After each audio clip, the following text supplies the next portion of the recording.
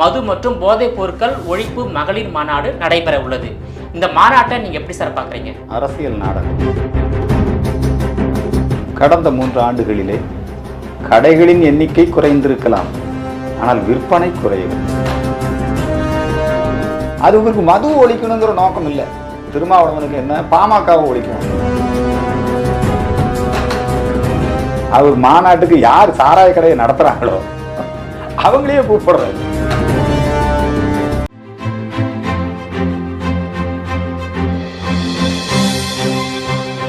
GeM TV நேயர்கள் அனைவருக்கும் வணக்கம். ஜெம் டிவி அரசியல் ஆடுகள பகுதியில் இந்து மக்கள் கட்சியின் மாநில தலைவர் அர்ஜுன் சம்பத் அவர்கள் நம்மோடு இணைந்துள்ளார். அவரிடம் இன்றைய அரசியல் நிலவரம் குறித்து விரிவாக விவாதிக்கலாம். சார் வணக்கம். ஜெம் டிவி நேயர்கள் அனைவருக்கும் என்னுடைய அன்பான வணக்கங்கள், வாழ்த்து. இப்போ தமிழ்நாட்டில் பூரண மதுவிலக்கு கொள்கையை நடைமுறைப்படுத்த வேண்டும் என்ற ஒரு அழுத்தம் நாளுக்கு நாள் அதிகரித்து கொண்டே வருகின்றது. இந்த நிலையில் விடுதலை சிறுத்தைகள் கட்சியின் சார்பாக அக்டோபர் 2ஆம் தேதி கள்ளக்குறிச்சியில் மது மற்றும் போதைப் பொருட்கள் ஒழிப்பு மகளிர் மாநாடு நடைபெற உள்ளது. இந்த மாநாட்டை நீங்கள் எப்படி சார் பார்க்குறீங்க? அரசியல் நாடகம். மதுவினால் தமிழகம் பெரிய அளவிலே பாதிப்பு ஏற்பட்டு கொண்டிருக்கிறது. கள்ளச்சாராய மரணங்கள், மரக்காணம், கள்ளக்குறிச்சி இந்த பகுதியிலே போதைப்பொருள் நடமாட்டம், இதெல்லாமே இன்றைக்கி தமிழக மக்கள் இந்த மதுவின் காரணமாக பெரிய அளவிலே பாதிக்கப்பட்டு கொண்டிருக்கிறார்கள். கடந்த 3 ஆண்டுகளிலே கடைகளின் எண்ணிக்கை குறைந்திருக்கலாம், ஆனால் விற்பனை குறையவில்லை. இலக்கு வைத்து மது விற்பனை செய்கிறார்கள். எப்படியெல்லாம் மதுவை மார்க்கெட் பண்ணலாம், எப்படியெல்லாம் மக்களை குடிகாரர்கள் ஆக்கலாம். ஏடிஎம் மிஷின் மூலமாக கொடுக்கலாமா, அதே மாதிரி டெட்ரா பாக்கெட்டில் கொடுக்கலாமா, வெறும் கட்டிங் மட்டும் கொடுக்கலாமா, இப்படியெல்லாம் வீட்டுக்கே டோர் டெலிவரி பண்ணலாமா, பல வகையிலையும் மது விற்பனையை டாஸ்மாக் நிறுவனம் அதிகரித்து கொண்டே இருக்கிறது. அதே நேரத்தில் இந்த சாராயத்தை உற்பத்தி செய்யக்கூடிய அந்த ஆலைகளெல்லாம் யாருக்கு சொந்தமானதுன்னு பார்த்தீங்கன்னா, ஆளுகின்ற ஆளுங்கட்சி திமுகவினருக்கு சொந்தமானதாக இருக்கிறது.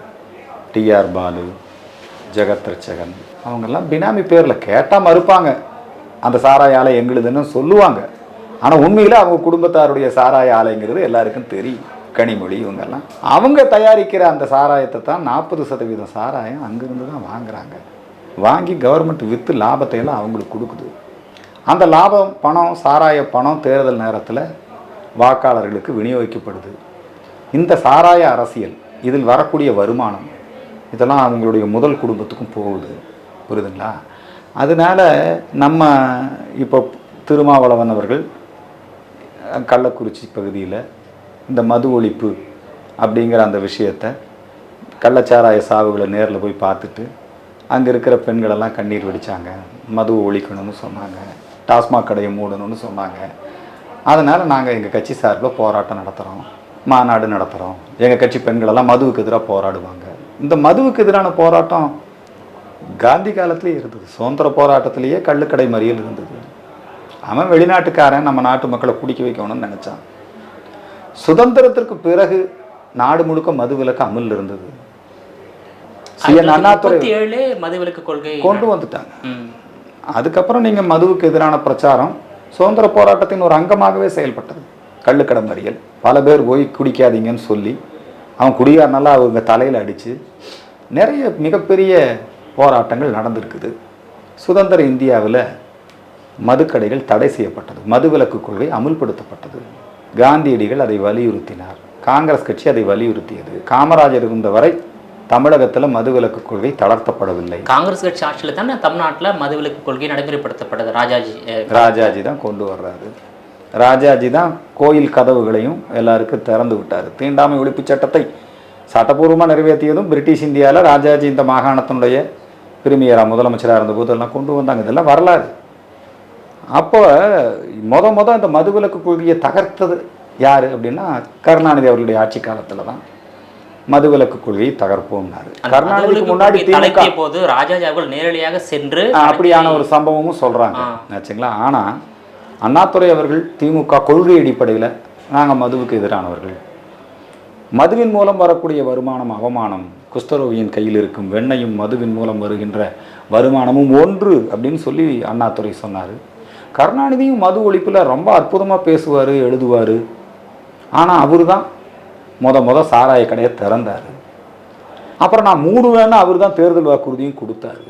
அதுக்கப்புறம் எம்ஜிஆர் அம்மா மேலே சத்தியம் பண்ணார், சாராய கடையை மூடுவோம். ஆனால் அவரும் சாராய கடையை திறந்தார். ஜெயலலிதா அம்மாவும் சாராய கடையை மூடுவோம்னாங்க. அவங்க தான் இப்போ டாஸ்மாக் கடையவே கொண்டு வந்தாங்க. விற்பனையை முறைப்படுத்தி எல்லாம் பண்ணி எல்லாம் பண்ணாங்க. ஜெயலலிதா அம்மா காலத்தில் அவங்க கட்சிக்காரங்க தயாரிச்ச அவங்க உரிமையாளராக இப்போ அப்போ வந்து சசிகலாமா அவங்க வந்து மிடாஸ் அந்த ஆலையிலிருந்து நிறைய சாராயம் வாங்கி விற்று கொடுத்தாங்க. இப்போ நம்ம இந்த திமுக ஆட்சியில் அப்போது எடப்பாடி அவர் ஆட்சி பொறுப்பில் இருந்தபோது கொரோனா வந்தது. இப்போ எல்லோரும் என்ன சொல்கிறாங்கன்னா, நீங்கள் சாராய கடையை பூட்டிட்டீங்கன்னா குடிகாரனெல்லாம் ஒரே நாளில் எல்லாம் கஷ்டப்படுவான், முடியாது, ஒரே நாளில் குடியை நிறுத்த முடியாது, கள்ளச்சாராயம் பெருகிடும். ஏன் இப்போ நீங்கள் நல்ல சாராயம் விற்றுட்டு தான் இருக்கிறீங்க? கள்ளச்சாராய சாவு மரக்காணத்தில் நடக்கலையா? விழுப்புரத்தில் நடக்கலையா? கள்ளக்குறிச்சியில் நடக்கலையா? நீங்களே எல்லாம் எடுத்து கொடுக்குறீங்க. இத்தனை பேர் செத்து போயிருக்கிறாங்க இல்லைங்களா? 100 பேர். அப்போ இந்த சாராய கடை திறந்திருந்தா கள்ளச்சாராயத்தை கட்டுப்படுத்த முடியும் அப்படிங்கிறது வந்து ஒரு முட்டாள்தனமான வாதம். இன்னொரு விஷயம், கொரோனா பீரியட்ல 3 மாசம் அதைத்தான் சொல்ல வந்தேன் நான். மக்கள் குடிக்காம இருக்க முடியும் நிரூபிச்சிருக்காங்க. கொரோனா காலத்துல 3 மாதங்கள் எல்லாரும் குடிக்காம இருந்தான். சாராய கடையெல்லாம் மூடப்பட்டு இருந்தது, குடும்பங்கள் நல்லா இருந்தது. புரியுதுங்களா? கொரோனா காலத்துல நடந்த ஒரே நன்மை அதுதான். கொரோனா காலத்தோடு அப்படியே அந்த சாராய கடையை மூடி இருக்கலாம். எடப்பாடிக்கு வந்து அழியா புகழ் கிடச்சிருக்கும். ஆனால் எடப்பாடி ஐயாவும் அரசியல் சூழ்நிலை, அவரும் கடையை திறந்துட்டார். நானெல்லாம் போராட்டமே நடத்தி பார்த்தேன். எடப்பாடி ஐயா கிட்ட நான் வேண்டுகோள் வச்சு பார்த்தேன். சாராய கடையை திறக்கிற அன்னைக்கே நான் போய் மறியல் பண்ணினேன், கூடாது அப்படின்னு சொல்லி மறியல் பண்ணினேன். அப்புறம் வைகோ அவர் திடீர்னு ஒரு நாள் அவங்க கிராமத்தில் இருக்கிற சாராய கடையை அவங்க அம்மா தலைமையில் போய் எல்லாம் அடித்து உடைச்சாரு. உடனே இதே ஜவாஹிருல்லா, இதே திருமாவளவனெல்லாம் போய் சாராய கடையை மூடணும்னு இந்த போராட்டங்கள் எப்பவும் நடந்துகிட்டு இருக்கிறது தான். இப்போ திடீர்னு இப்போ திமுக அரசாங்கத்துக்கு ரொம்ப கெட்ட பேர் ஆகி போச்சுங்க. இந்த கள்ளச்சாராய சாவு, போதைப் பொருள் கடத்தல். அவர் ஜாஃபர் சாதிக் அயலகாணி, அவர் தான் போதைப் பொருள் கடத்தலில் சம்மந்தப்பட்டார், கட்சி விட்டு நீக்கிட்டாங்க. அவரோட தம்பி அவர் வந்து விடுதலை சிறுத்தையில் பொறுப்பில் இருந்தார், அவரையும் வந்து விடுதலை சிறுத்தையிலேருந்து நீக்கிட்டாங்க. இப்போல்லாம் அவங்களையெல்லாம் கைது பண்ணியிருக்கிறாங்க. எங்கே பார்த்தாலும் கஞ்சா, போதைப் பொருள், குறிப்பாக இந்த சாராயம், அந்த டாஸ்மாக்னால சீரழிவு. இதை பற்றியெல்லாம் ரொம்ப விவரமாக கனிமொழி வந்து எடப்பாடி ஆட்சியில் இருந்தபோது தமிழ்நாட்டில் விதவைகள் எண்ணிக்கை அதிகமாயிட்டாங்க, குடியினால் ஏற்படும் தீமை என்ன, இதெல்லாம் வந்து நிறைய பேசியிருக்கிறாங்க. நாங்கள் ஆட்சிக்கு வந்தோம், கடையை மூடுவோம்னு இவர் ஸ்டாலின் போராடி இருக்கிறார். இரு திராவிட கட்சிகளுமே தேர்தலுக்கு முன்பாக ஆட்சி வருவதற்காக நாங்க ஆட்சிக்கு வந்தா அப்ப இது யாரை ஏமாத்துற வேலை சொல்றாங்க. இது யாரை ஏமாத்துற வேலை? அதே மாதிரி தான் இப்ப திருமாவளவன் என்ன பண்றாருன்னா, அவரு அமெரிக்கா போயிருக்கிறாரு. அப்ப அவர் இங்க என்னங்கிறாரு, கூட்டணி ஆட்சி வேணும், நாங்க நடத்தக்கூடிய மது ஒழிப்பு மாநாட்டில் ஏடிஎம்கேவையும் கூப்பிடுறோம். அது இவருக்கு மது ஒழிக்கணுங்கிற நோக்கம் இல்லை. திருமாவளவனுக்கு என்ன, பாமகவை ஒழிக்கணும், பிஜேபியை ஒழிக்கணும். நாங்கள் வந்து பாமக பிஜேபியை தவிர்த்து பாக்கி இருக்கிற எல்லா கட்சியும் நாங்கள் கூப்பிடுறோம். அது அப்படி டிஎம்கேவுக்கு ஒரு சிக்னல் கொடுக்குறாரு. உங்கள் கட்சிக்கும் அழைப்பிடலை, அதாவது பாஜக, பாமக, இந்து மக்கள் கட்சி 3 கட்சிக்கும் அழைப்பிடலை, மற்ற எல்லா கட்சிக்கும் அழைப்பிடலை. எங்கள் கட்சிக்கு நாங்கள் கூப்பிட்டா போவோம், மது ஒழிப்பு தானே, நியாயமான விஷயம் தானே. அதனால் இப்போ என்னன்னா, சரி அவ்வளவு தீவிரமாக விடுதலை சிறுத்தைனாலே திட்டமிடு, திமிரி எழு, திருப்பி அடி, அடங்க மறு, அப்பேற்பட்ட வீராதி வீரர், சூராதி சூரர் எல்லாம் பெரிய டிபேட் ஆகுது. ஆட்சியில் பங்கு, அதிகாரத்தில் பங்கு, இதெல்லாம் கேட்குறாரு. ஆட்சியில் பங்கு கேட்டால் எப்படி திமுககார ஒத்துக்குவோம்? நீங்களே சொல்லுங்கள். அண்ணாதுரையே எவனுக்கும் பங்கு கொடுத்ததில்லை. அண்ணாதுரை காமராஜரை தோற்கடிப்பதற்காக ராஜாஜியோடு இணைந்தார். முத்துராமலிங்க தேவருடைய கட்சி மூக்கைய தேவரோடு, ஃபார்வர்ட் பிளாக்கோடு இணைந்தார். அந்த கூட்டணி வச்சு தோக்கடிச்சாரு. ஆட்சிக்கு வந்த உடனே அண்ணாதுரை முதலமைச்சர் ஆன உடனே சுதந்திர கட்சிக்காரன மந்திரி ஆக்கல, ஃபார்வர்ட் பிளாக்காரன மந்திரி ஆக்கல. கருணாநிதி அதுக்கு பிறகு கூட்டணி ஆட்சி அதாங்க, அதை விடுங்க. 2000 அதான் நீங்க வரிசையா வர்ற திமுக. அடுத்து கருணாநிதி முதலமைச்சர் ஆனாரு. அவரு அகில இந்திய அளவில் இந்திராவோட கூட்டணி சேர்ந்து அவர் வந்து மறுபடியும் ஜெயிச்சு முதலமைச்சர் ஆனார். அவர் வந்து கூட்டணியில் இந்திரா காங்கிரஸுக்கு இடம் கொடுக்கல. அதுக்கப்புறம் வந்த என்ன கருணாநிதி எப்பொழுதெல்லாம் ஆட்சி அமைச்சாரோ இவங்க மத்தியில் கூட்டணியில் போய் மந்திரியாக இருப்பாங்க. ஆனால் இவங்க எப்பவுமே இதயத்தில் இடம் கொடுப்பாங்க. அதனால திமுகவில் வந்து அதுவும் பட்டியலின மக்களுக்கு அது ஏற்கனவே மிக தெளிவாக சொல்லியிருக்கிறார் கருணாநிதி. விடுதலை சிறுத்தை கட்சி வந்து நீங்கள் பொது தொகுதிக்கும் அதிகாரத்துக்கும் ஆசைப்படக்கூடாது தம்பி அப்படின்னு அட்வைஸ் பண்ணியிருக்காரு. இவங்க வந்து ஒரு நாடகம் நடத்துகிறாங்க. இந்த அமெரிக்கா ஃபைனும் ஃபெயிலியர், முதலீடு ஒன்றும் ஈர்க்கலை, 7000 கோடி தான் ஈர்த்துருக்கிறாரு. புரியுதுங்களா? அது ஒரு ஃபெயிலியர். அது அப்புறம் மக்கள் மத்தியில் பெரிய அதிருப்தி, ஒரு அரசியல் பரபரப்பை கிளப்பி விடணுமேங்கிறதுக்காக அவர் திருமாவளவனை வச்சு இதை கிளப்பி விட்டார். இப்போ போன வெளியே வந்துருச்சு. அவர் மாநாட்டுக்கு யார் சாராய கடையை நடத்துகிறாங்களோ அவங்களையே கூப்பிடுறாரு. மு.க. ஸ்டாலின் ஒரு கையெழுத்து போட்டால் நாளைக்கு தமிழ்நாட்டில் சாராயம் இல்லை.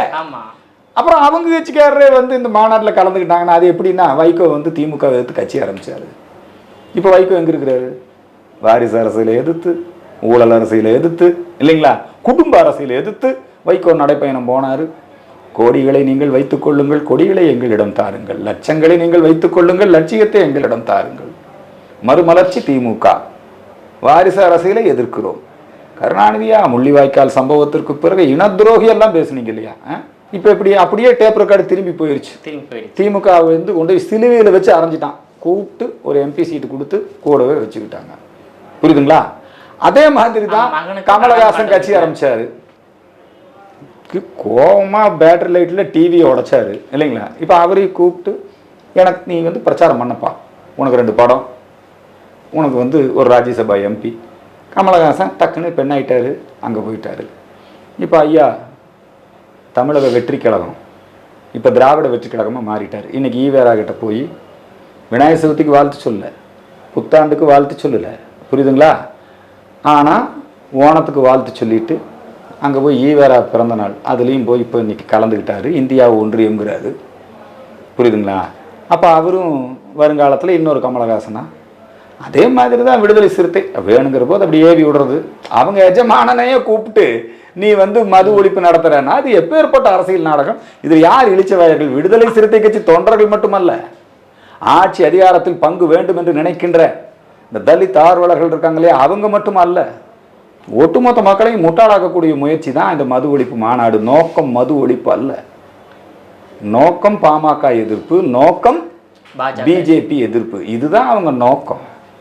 அதனால ஒரு அரசியல், அந்த அரசியல் நாடகத்தை மக்கள் புரிஞ்சுக்கிட்டு அதுக்கு தகுந்தபடி நாம இருந்துக்கிறோம். மதுவை ஒழிக்க வேண்டியது ஆளுகின்ற திமுக அரசாங்கம். அதைவே வச்சு மாநாடு நடத்துறீங்கன்னா அப்ப நீ நடத்தணும். அப்புறம் அந்த மாநாட்டுக்கு நான் பாமக கூப்பிட மாட்டேன். கொள்கையை நடைமுறைப்படுத்த முழு அதிகாரம் இருக்கு. ஒரே நைட்ல போயிடலாம். இதுக்கு எது பெரிய மாநாடு? என்ன எப்பேற்பட்ட வேலை இது? எது கட்சிக்கு அழைப்பிடுகிறது, ஆளுங்கட்சிக்கு அழைப்பிடுறது, இதெல்லாம் தேவையில்லாத செயல் தான், ஏமாற்று வேலை. அதைத்தான் நாடகம் நாங்க சொல்றோம். இன்னைக்கு போயிட்டு நேற்று தானே விடுதலை சிறுத்தைகள் வந்து சந்திச்சப்போ நீங்க மது விலக்கை வந்து ரத்து பண்ணுங்கன்னா பாராட்டு மாநாடா நடத்திட்டு போயிருக்கலாம், நடத்திருக்கலாமே இல்லையா? மதுவை ஒழித்த மாவீரன் மு.க. ஸ்டாலின் வாழ்கன்னு போ. சும்மா நீங்க அவங்களையே கூப்பிட்டு இந்த மாநாட்டில் கலந்துக்கு வச்சுக்கிட்டா இது வைகோவையோ கூப்பிட்டு வைகோ மகனை எம்பி ஆக்கின மாதிரி தான் திமுக இல்லையா? ஆமா சார், இது சிலுவையில் அறைகிறது தான். இப்போ நம்மளால அரைஞ்சிருக்கிறாங்க, அவர் ஒன்றும் அறையில், அவருக்கும் தெரியும். சும்மா இது ஒரு நாடக அரசியல். இப்போ 2026க்கு பிறகு தமிழ்நாட்டில் ஆட்சி மாற்றம் ஏற்பட்டால் தமிழ்நாட்டில் பூரண மது விலக்கை நடைமுறைப்படுத்த வாய்ப்பு இருக்கா? ஏன்னா ஒருவேளை மீண்டும் நீங்க இந்த திமுக அதிமுக இந்த 2 கட்சியும் ஒழிக்காம சாராயத்தை ஒழிக்க முடியாது. புரியுதுங்களா? இப்ப ஆட்சி மாற்றம் ஏற்பட்டால் திராவிட மாடலுக்கு மாற்றாக ஒரு கூட்டணி ஆட்சியோ ஒரு தேசிய மாடல் ஆட்சியோ பிஜேபியோ வந்தால் நிச்சயமாக இந்த மதுக்கடைகள் மூடப்படும். இல்லைன்னா மூடப்படலாம். ஏன்னா தமிழ்நாடு வந்து 3 பிரச்சனைகளை எதிர்நோக்கியுள்ளது. ஒன்று வந்து மது விலக்கு, ஜாதிவாரி கணக்கெடுப்பு, கல்லுக்கு விதிக்கப்பட்டுள்ள தடை நீக்க வேண்டும். இந்த 3மே வந்து திட்டத்தையும் இந்த திமுக இருக்கிற வரைக்கும் இந்த 3மே சாத்தியம் இல்லை. திமுகவினுடைய ஆட்சி முடிவுக்கு வந்த உடனேயே நிச்சயமாக மது விலக்கு அமுல்படுத்தப்படும். திமுகவுடைய ஆட்சி முடிவுக்கு வருவதற்கான வாய்ப்பு இருப்பதாக நினைக்கிறீங்களா? வாய்ப்பு இருக்கணும், உருவாக்கணும். இந்த ஒரு நல்ல நோக்கத்துக்காக எல்லா கட்சிகளும் சேர்ந்து செயல்படும். திமுக திராவிட மாடல் ஆட்சியில இருந்து மக்களை காப்பாற்ற வேண்டும், பேரழிவில் இருந்து தமிழகத்தை காப்பாற்ற வேண்டும். அதற்கு அதிமுக, பிஜேபி, விஜய், அதே மாதிரி சீமான் இவங்க எல்லாம் சேர்ந்து ஒரு பொது திட்டம். ஏன்னா இவங்க எல்லாருமே திமுகவால் பாதிக்கப்பட்டிருக்காங்க. இவங்கெல்லாம் சேர்ந்து மக்கள் பாதிக்கப்பட்டிருக்காங்க. மக்கள் நலனை முன்னிறுத்தி சேர்ந்து செயல்பட்டால் திமுக ஒன்றும் வீழ்த்த முடியாத சக்தி அல்ல. திமுகவை வீழ்த்த முடியும். பூரண மதுவிலக்கை தமிழகத்திலே கொண்டு வர முடியும். உங்களுடைய நேரத்தை ஒதுக்கி பல்வேறு தகவலை ஜெம் டிவி நேயர்களுக்காக பகிர்ந்து கொண்டமைக்கு ரொம்ப நன்றி சார். நன்றி, வணக்கம். நேயர்களே, மீண்டும் இது போன்ற மற்றொரு அரசியல் ஆடுகளத்தில் மற்றொரு ஆளுமையுடன் சந்திக்கிறேன். அதுவரையில் உங்களிடமிருந்து விடைபெறுவது நான் உங்கள் விஜயபாலன்.